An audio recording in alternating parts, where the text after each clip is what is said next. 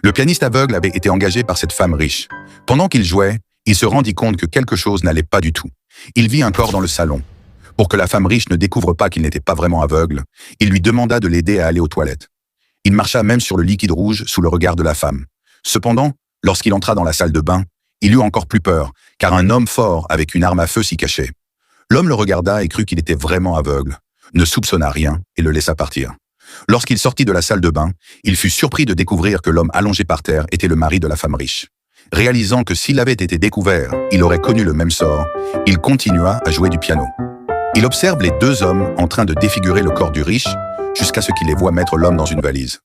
Il poussa un soupir de soulagement.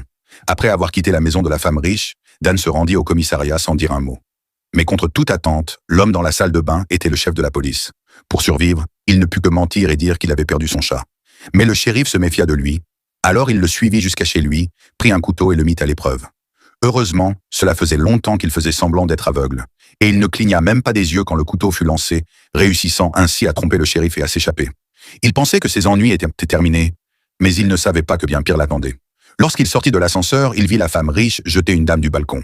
Mais la femme riche ne paniqua pas en voyant cela, car c'était le pianiste aveugle venu jouer chez elle.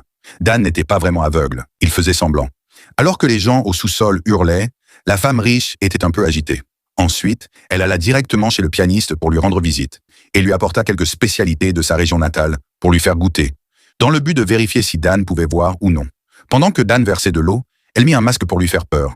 Heureusement, Dan était courageux et ne montra pas le moindre signe de faiblesse. Mais la femme riche ne s'arrêta pas là.